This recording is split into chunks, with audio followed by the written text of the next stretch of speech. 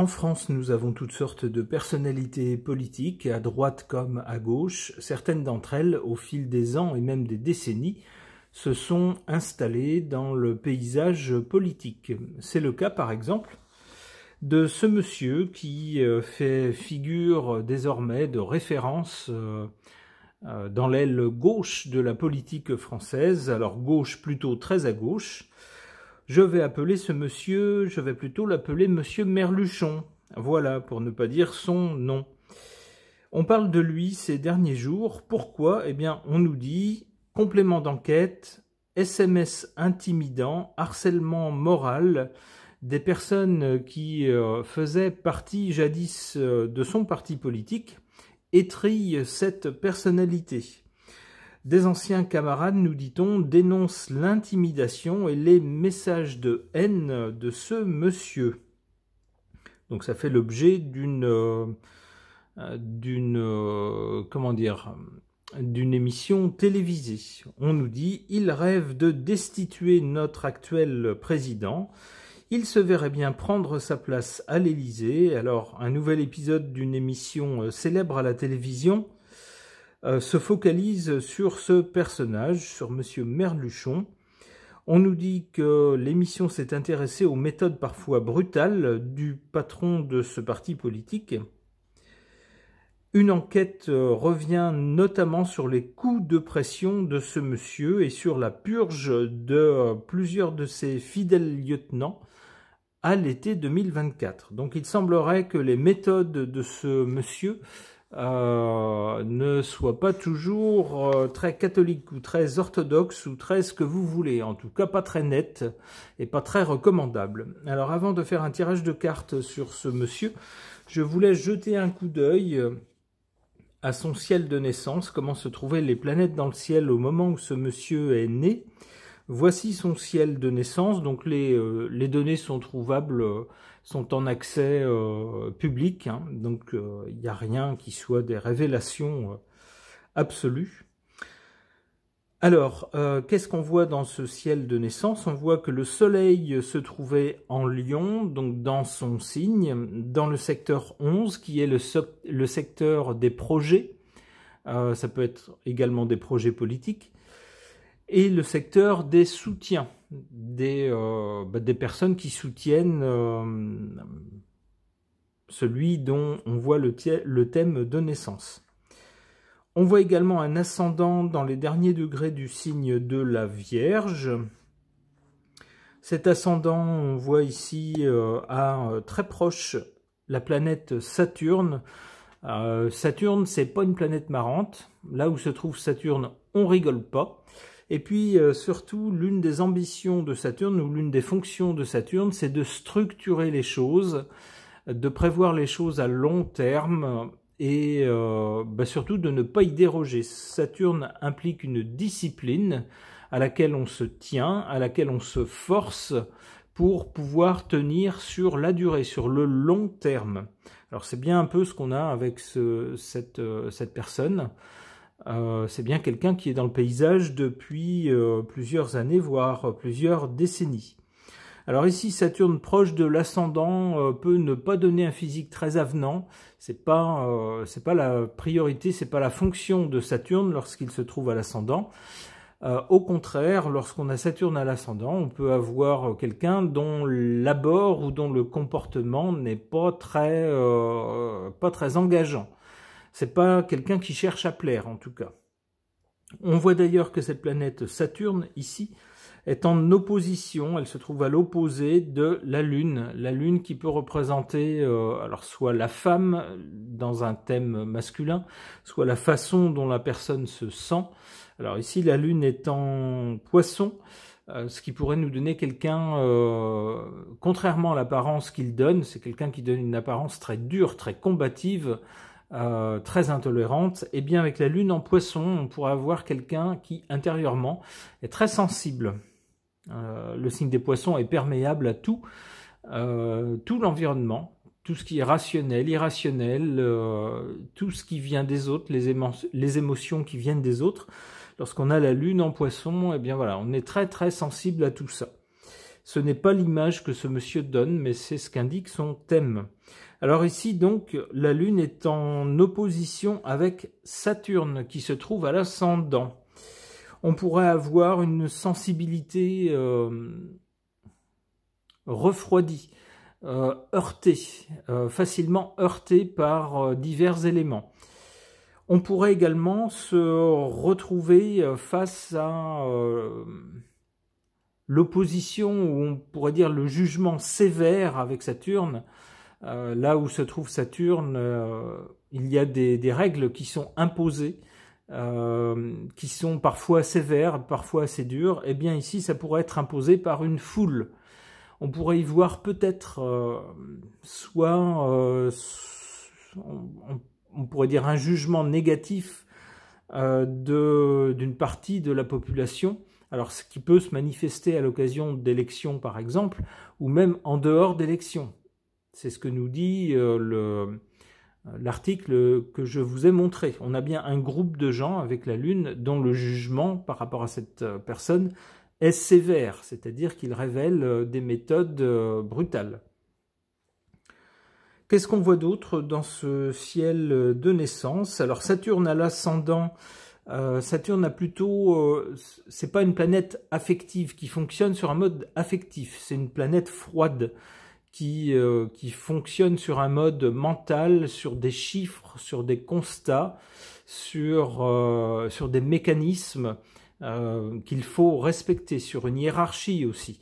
Alors avec cette planète-là à l'ascendant, on a quelqu'un qui, s'il n'est pas d'un abord très aimable, sans doute, c'est quelqu'un qui a de l'ambition et qui a un sens politique. Avec Saturne, on voit les structures, si vous voulez, d'une vie ou d'une société. On a un peu la même chose avec Uranus ici, qui se trouve proche du milieu du ciel. Le milieu du ciel, c'est l'endroit vers lequel on va dans la vie, le fond du ciel étant le point de départ d'une vie, et le milieu du ciel plutôt le point d'arrivée, ou plutôt vers lequel on va. Donc ça peut nous renseigner sur le métier d'une personne, ou ses ambitions, ou son élévation sociale. Ici, la planète la plus proche de ce milieu du ciel en Gémeaux, c'est Uranus. Uranus aussi a des similitudes avec Saturne, pas dans le même sens. Autant Saturne limite, pose des limites, définit des structures qui vont un peu cristalliser les choses, qui vont durcir les choses. À l'inverse, Uranus, lui, a une ambition politique, mais qui n'est pas la même. C'est l'ambition de libérer soit l'individu, soit la société, libérer un groupe de gens de contraintes, de choses existantes. Alors, ici, on voit donc Saturne à l'ascendant, qui nous donne une personnalité pas très avenante, mais qui sait ce qu'elle veut, qui sait où elle veut aller. Surtout, en plus, Saturne, ici, est dans les premiers degrés de la Balance. La planète est exaltée dans ce signe, donc le signe favorise l'expression de cette planète. Donc on a bien quelqu'un qui cherche à atteindre ici, on pourrait dire une élévation, un rôle reconnu, un rôle social reconnu. Et avec Uranus ici, on a bien quelqu'un qui souhaite jouer un rôle politique, dans le sens d'une libération. On veut libérer les gens de quelque chose avec Uranus. On refuse certaines contraintes. Ici, Uranus se trouve dans le signe du Cancer, qui peut représenter la famille, mais aussi la famille au sens élargi, c'est-à-dire le clan ou éventuellement même toute la nation. Eh bien, on a donc une action politique ici qui touche la nation. C'est ce qu'on voit ici. Attention, parce que cette planète Uranus, ici, est mal reliée. Elle est reliée par un carré à Jupiter qui se trouve en Bélier. Alors, qu'est-ce que ça nous dit? Quelle est la fonction de Jupiter? Là où se trouve Jupiter, Jupiter, eh bien, donne les choses, mais dans de grands volumes, avec largesse. Tellement, d'ailleurs, que là où il se trouve, on a du mal à s'arrêter à certaines limites. On a tendance à en vouloir toujours plus, ou à en prendre toujours plus, ou à abuser, à aller trop loin, si vous voulez. L'une des autres fonctions de Jupiter, également, ce sont les limites, justement, le début de structure qu'on peut poser dans une société avec la loi et tous les règlements qu'il peut y avoir. Eh bien, ici, l'action politique de ce monsieur se heurte, on le voit ici avec ce carré, à Jupiter. C'est quelqu'un qui en fait trop, surtout en plus dans le signe, la planète ici Jupiter, est dans le signe du Bélier, un signe très très combatif. Eh bien, en fait, on en fait trop sur le mode combat, sur le mode agression, qui est symbolisé par le Bélier, et puis on risque d'être sanctionné par la loi, se retrouver devant la justice, par exemple. Qu'est-ce qu'on voit d'autre pour ce monsieur? Eh bien, on voit ici que son soleil en maison 11, donc favorisant ses projets, mais aussi des appuis puissants. Et ces appuis sont d'autant plus puissants que le soleil est conjoint à Pluton. Alors, Pluton, c'est une planète qui va nous parler de tout ce qu'on ne voit pas, soit en nous, soit à l'échelle d'une société. À l'échelle d'une société, cette planète peut représenter des appuis importants, puissants, mais cachés. Avec Pluton, les choses se font dans l'ombre. Lorsqu'on voit les effets de Pluton, il est trop tard pour les corriger. On a ici donc une personnalité qui est très très forte, un soleil soutenu par Pluton. Il fait en Lion, en plus, il fait pas bon se frotter à ce monsieur. Surtout pour des questions d'orgueil, des questions de respect de sa personne. C'est quelqu'un qui va réagir au quart de tour. On voit également dans le signe du Lion, et toujours dans le même secteur 11, Mars. Alors Mars en Lion, c'est pareil. Mars, c'est la combativité, le sens qu'il faut se battre pour avoir quelque chose, pour imposer ce qu'on veut, et souvent aller contre les autres. Eh bien ici, cette planète est très très bien placée dans le signe du Lion, qui lui donne quelque chose de continu. C'est-à-dire que l'action, elle est envisagée dans le mode fixe de ce signe fixe du Lion, qui est un signe actif aussi, et sur un mode beaucoup plus long que dans d'autres signes. On est dans un signe fixe, donc on ne déroge pas à la ligne qu'on s'est fixée, et puis on combat de façon continue. On voit également cette planète Mars qui est bien reliée ici à Saturne, donc on a bien une action qui dure, une action qui s'étale dans la durée. C'est pas quelqu'un qui tente de faire un coup d'éclat pour une élection et puis qui après jette l'éponge. Pas du tout, c'est quelqu'un qui entend bien s'incruster dans le paysage. C'est bien d'ailleurs ce qu'on a. On a également cette planète Mars ici qui est bien reliée par un trigone à la Lune, qui peut représenter un groupe de gens. Donc on peut combattre pour un groupe de gens, pour les intérêts d'un groupe de gens. Alors on peut y voir justement l'action politique. Lorsqu'on est chef d'un parti politique, on combat pour représenter les intérêts d'un groupe de gens qui pensent comme soi. C'est ce qu'on a ici. Qu'est-ce qu'on a d'autre? On a toujours en secteur 1, le secteur qui concerne la personnalité, la personne elle-même, son apparence physique, mais également son comportement, la façon dont elle apparaît aux yeux des autres.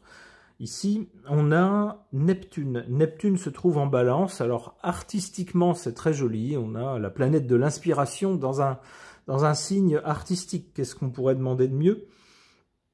Alors, c'est très bien a priori, sauf qu'ici, cette planète se trouve en opposition à Jupiter en Bélier. Alors, encore une fois, on pourrait avoir quelqu'un dans le comportement pourrait être divagant, pourrait être altéré par on ne sait quoi, par une inspiration peut-être du moment.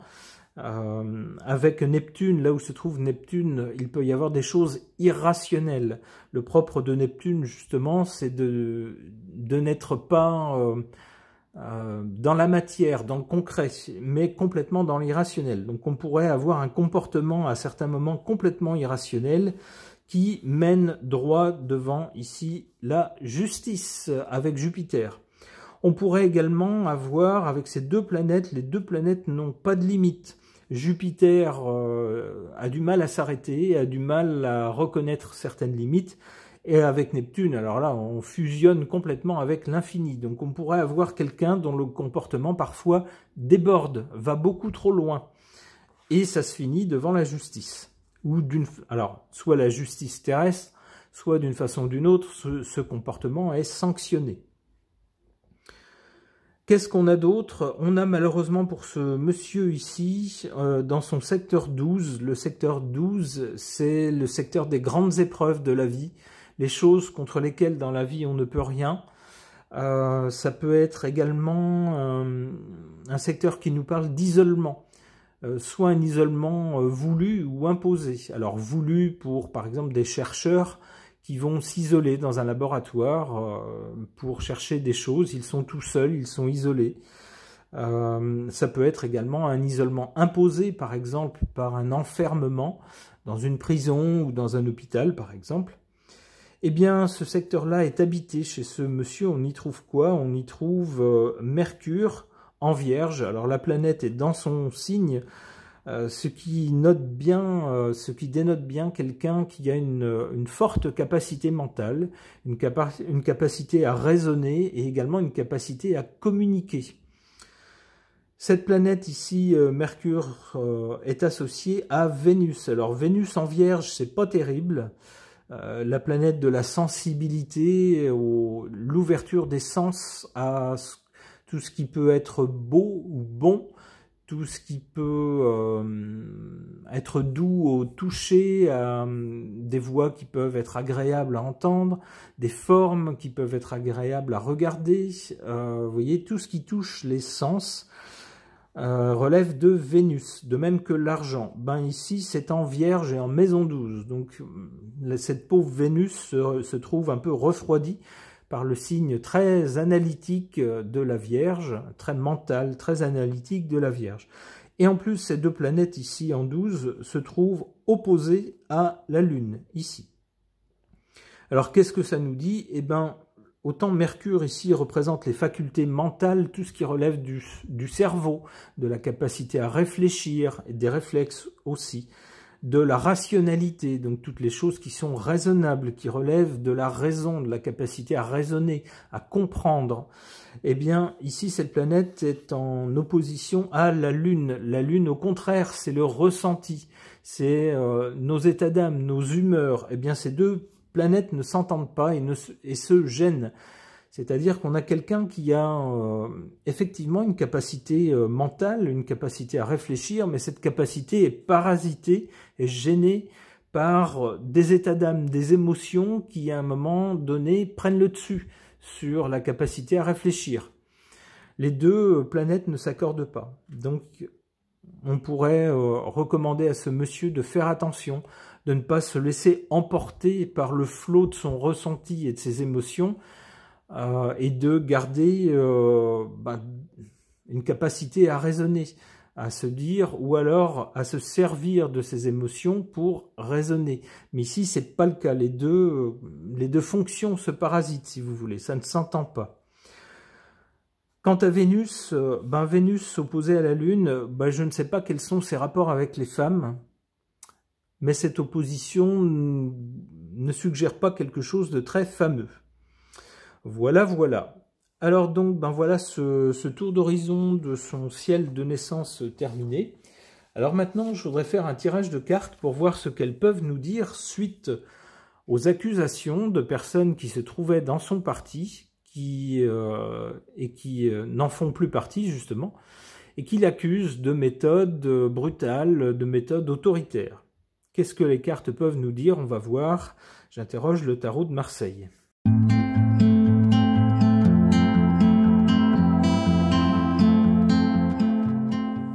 Eh bien, les cartes ne sont pas très gentilles avec ce monsieur.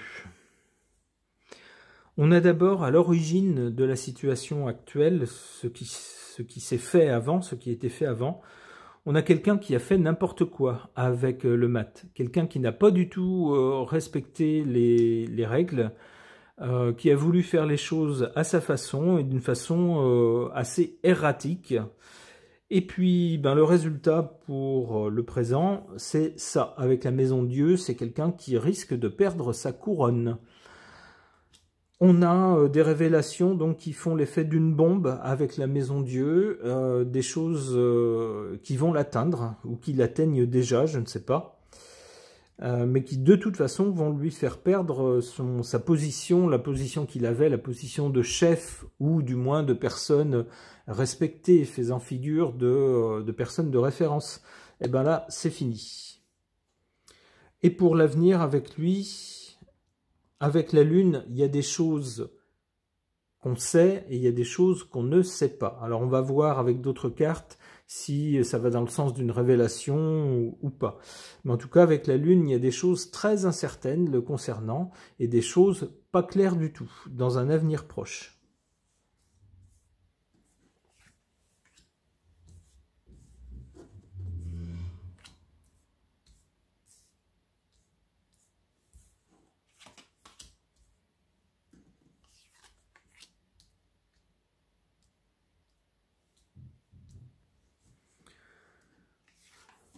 En carte défavorable pour ce monsieur, le soleil, c'est quelqu'un qui perd son pouvoir. C'est quelqu'un qui perd son rayonnement.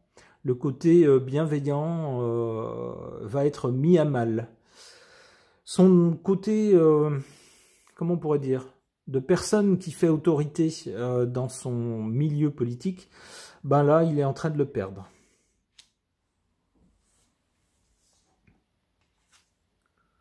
En carte favorable pour ce monsieur, l'ermite, c'est pas la meilleure carte qui pourrait y avoir. Ben, ce qui reste pour lui, c'est son expérience. Ça, on ne peut pas lui enlever et ça va jouer en sa faveur. Même si c'est quelqu'un qui perd son statut, j'allais dire, de dominant. Hein, à gauche, jusqu'à récemment, ben, personne n'osait trop aller contre... cette personne qui faisait figure de monument. Eh bien, patatras pour lui, au présent, il perd son pouvoir. Cela dit, il garde quand même son statut de personne expérimentée qui peut servir. C'est ce qui le sauve. Alors, je ne suis pas sûr que ça va le sauver longtemps.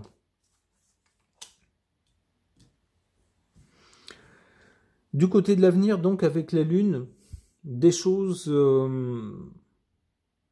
un peu contradictoires le concernant, des choses pas nettes du tout. Concernant son rôle de leader, de leader de pensée, si vous voulez. C'est quelqu'un qui, ici, n'a pas un pouvoir réellement temporel, mais qui a un pouvoir, comme on le voit sur la carte, hein, on voit quelqu'un d'assez âgé, qui blablate, et puis les jeunes ébahis devant tant de faconde, devant tant de talent oratoire, écoutent ces paroles.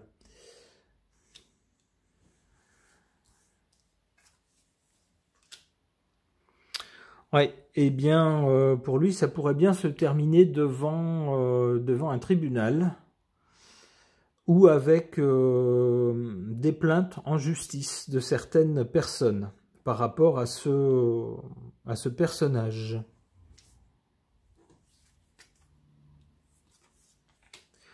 Avec le chariot, c'est peut-être malgré tout quelqu'un qui arrivera à passer ces moments difficiles et à en sortir vainqueur grâce à son énergie, à son côté énergique, à son côté combatif. C'est ça qui pourrait le sauver de ça. Mais j'ai l'impression qu'il va avoir des plaintes vraiment sérieuses en justice.